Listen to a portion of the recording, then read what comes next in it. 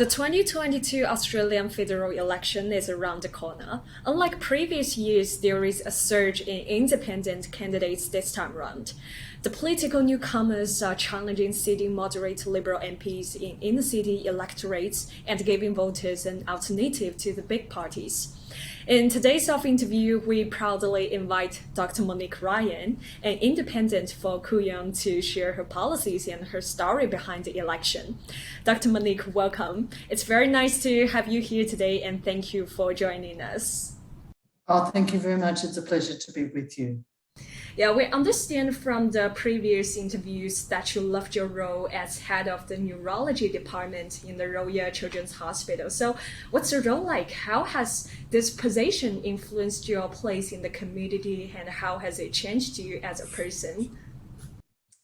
Well, it was a great privilege to be head of the neurology department at the Royal Children's Hospital, looking after children with serious neurological diseases, so brain and spinal cord problems or problems with nerve and muscle or learning, was a great responsibility. And I really did love that job. It was an important job. Health is the biggest sector in our economy, and being head of a large department in a children's hospital, which was 45 people in my department, was quite a senior and important role. But I really felt that I could do better as a politician, even though obviously I am taking on one of the more senior members of the government. So what instrumental factors made you to decide to leave your job? Can you speak more like details and become an independent candidate in the seat of Kooyong? Can you share this to us? Yeah, of course. So I care very deeply about climate change, and I'm very concerned about climate change. They're also having an impact on our environment that is only going to get worse with time. I know from being a scientist that there's actually a lot of potential for us to benefit economically as a country from action on climate change. But our current government's not been willing to do that. If we look at overseas, China, India, the United States, United Kingdom, other countries are really taking the lead on action with climate change, and they are benefiting from that economically. And the fact that our government wasn't doing that was very frustrating to me. I'm also, because I work in a public hospital, I've been very frustrated with COVID and how our government has managed COVID. I don't feel that it's managed COVID very well. I think that aged care and mental health care and childcare and medical care and dental care in this country are not as well funded as they should be. It's a wealthy country. We do have money for those sorts of things, but we're spending money on the wrong things. So I felt that, and I didn't want to be part of a political party because I think the parties have got problems with them. And so I felt that as an independent, I could represent Kooyong on the things that really mattered to me, and not be told what to do by a political party. And so I would have more freedom to act effectively on the things that mattered to me. So does your family support your decision at that time? My family's really excited by it. It's a bit of a change, let's face it, but they're used to me having an important and responsible job and working quite long hours in that. And they can see that if I can get to Canberra, I could make a massive difference on climate change and on the way of government spending, integrity in government, honesty in government, and representing Kooyong as an independent. I could really do a good job in that role. I feel like anything is possible when you have the right people there to support you. And I think family is always there for you. So what are the key differences between these two jobs? And do you see any similar core values or fundamentals between these two?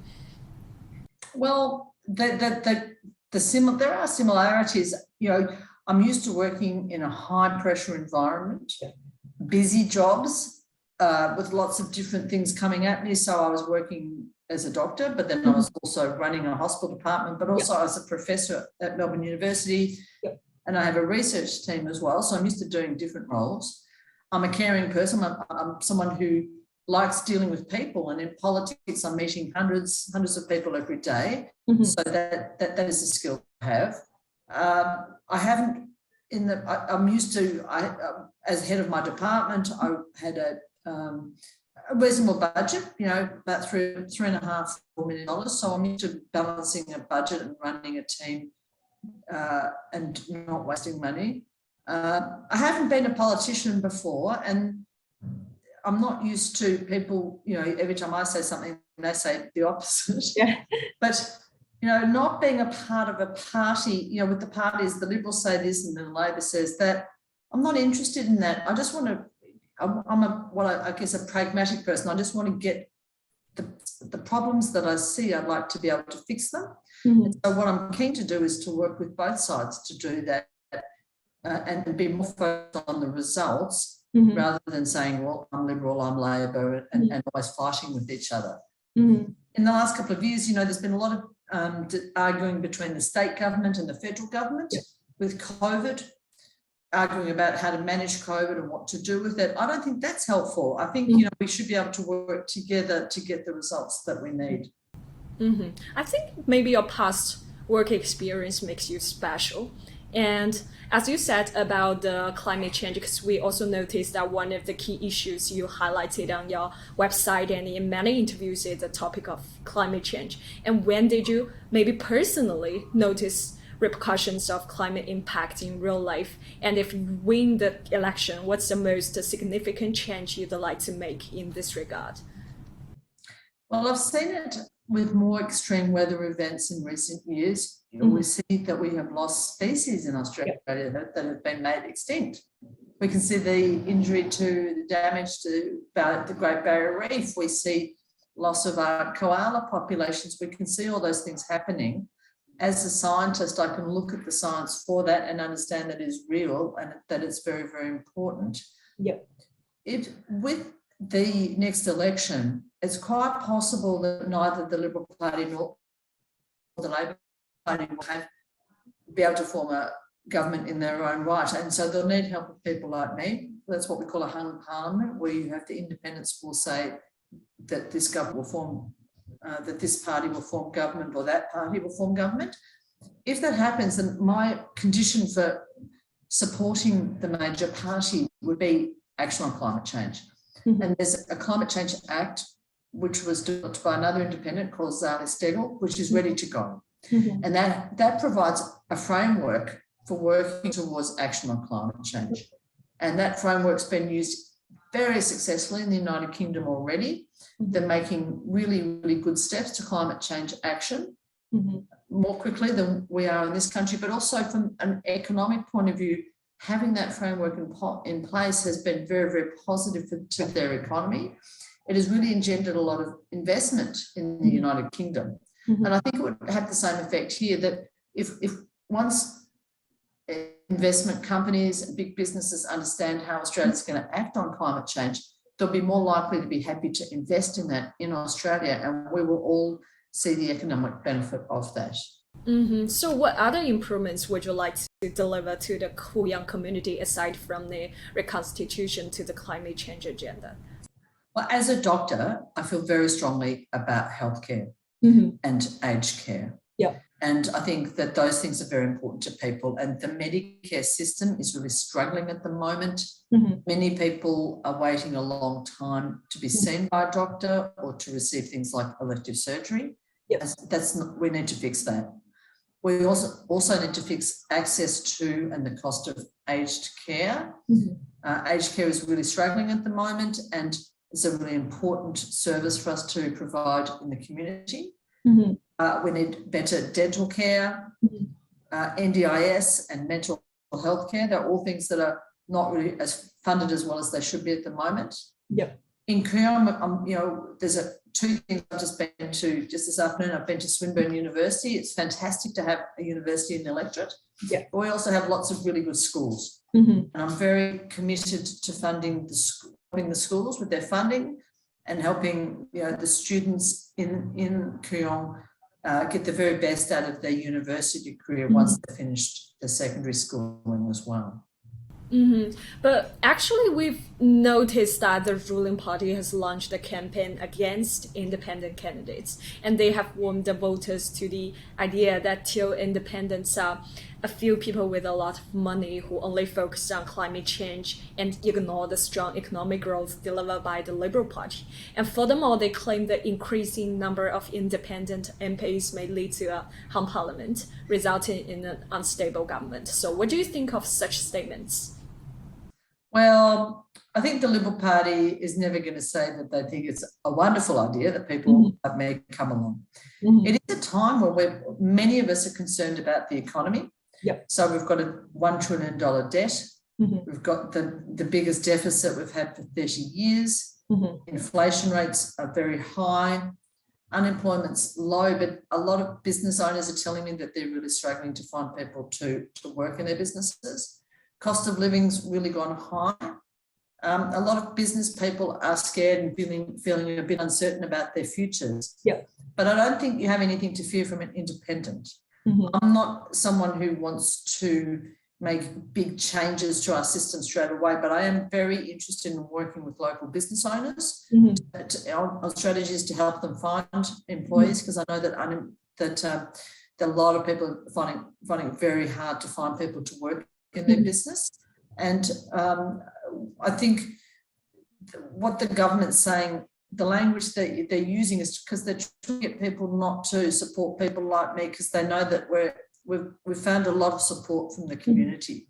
So that just in Kooyong, I have more than, you would have seen my signs everywhere, I have more than 2,000 volunteers to the campaign.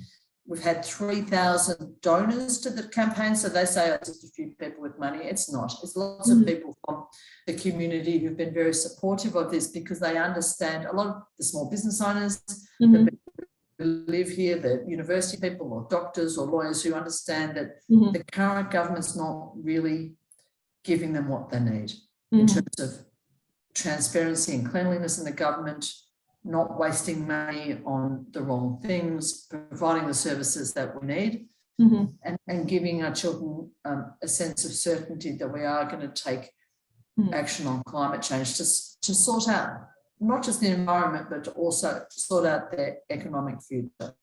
Certainly. And how about Josh Frydenberg? What do you think of your opponent? Are there any particular ideas you are in agreement with, and what do you disagree with? Well, I've met Mr. Frydenberg a lot now, and I've got to know him very well. And I've always respected him as an individual. He's a good man. But the problem is that the Liberal Party in Australia always forms government with the National Party, which is the head of my National Party is Ms. Barnaby Joyce. And the National Party, it doesn't want to take action on climate change, and it has very close relationship with fossil fuel companies and mining companies, and so it doesn't want to take action on the things that people in Kooyong are telling me that they want action on. Mr. Frydenberg can't form government without the National Party, which means that he can't take action on climate change.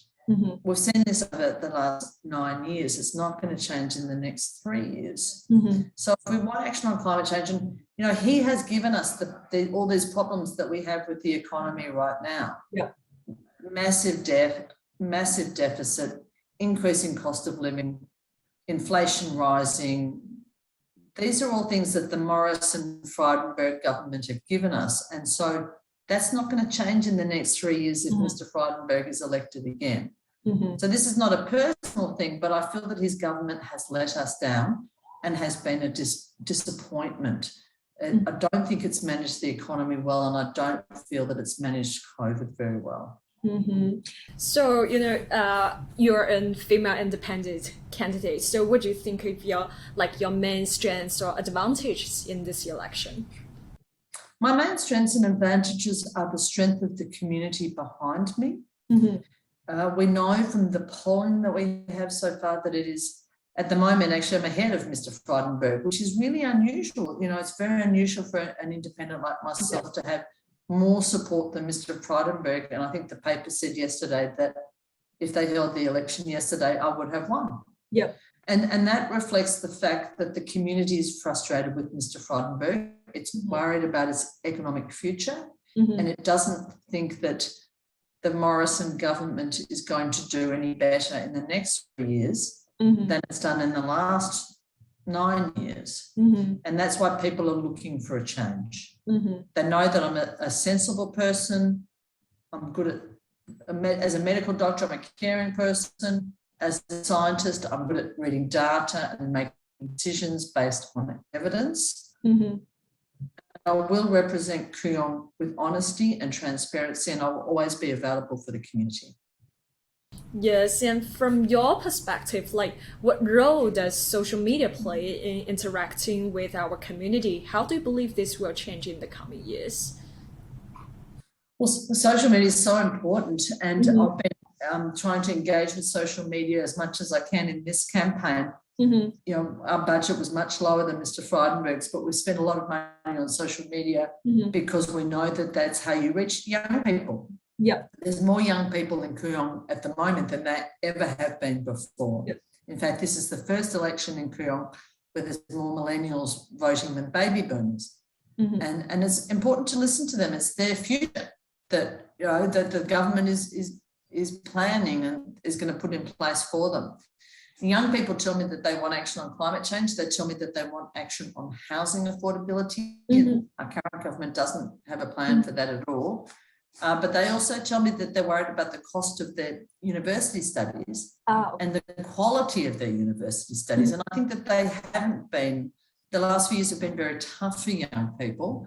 Universities didn't get JobKeeper from Mr. Frydenberg. Mr. Frydenberg gave money to businesses like the Crown Casino or to other businesses, but not to the universities. So universities are not as strong as they used to be, and I think they're struggling to provide the same service that they used to before COVID. And you know, I think as the local, before Kooyong, one of the things I'll do is to work with the government to improve access to universities for Australian and international students, and to make our universities strong again, because I think that's a really important part of this country is our education.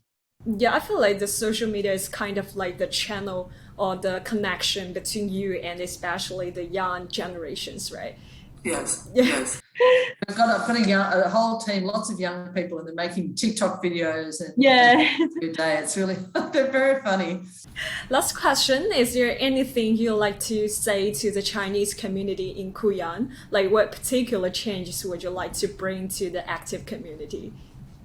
Look, I know that a large number of people in Kooyong identify are Chinese Australian. And let's face it, you know, Chinese people have been coming to Australia for 150 years. One of the most beautiful things about this wonderful country, the fact that it's always been inclusive and generous, and we've always benefited from having migrants come to Australia from all parts of the world. You know, all Australians have, our parents, either we or our parents or our grandparents have come from somewhere else. I'm the same. I know that in the last few years, it's been hard for Chinese Australians at times. People have told me that the language that the government has used has been a bit divisive, and that they felt less accepted than at time past. And I think that's deeply distressing, and I'm sorry that people have felt that way. I don't think it's helpful for the government to talk like that. I recognise China as a great world power and have respect for the country of China, and China and Australia have a very, very valuable trade relationship. And so I think that our relationship with China should be handled with much more sensitivity than it has been, and that we need to recognise that Chinese Australians can have loyalty to more than one country. That anyone who comes to Australia from another country will always have some loyalty to the other country, whatever it was that they came from. And so I really would hope that as the member for Kooyong, I can work with Chinese Australians to improve, you know, the relationships between different parts of the Kooyong community and work together to make it better. Yeah, thanks, Dr. Monique. Thanks for your time with our interview today. Wish you all the best, and we're eager to see the results for the upcoming election. Thank you very much. Love to see you. Thank you for your time. I really appreciate it. Thanks.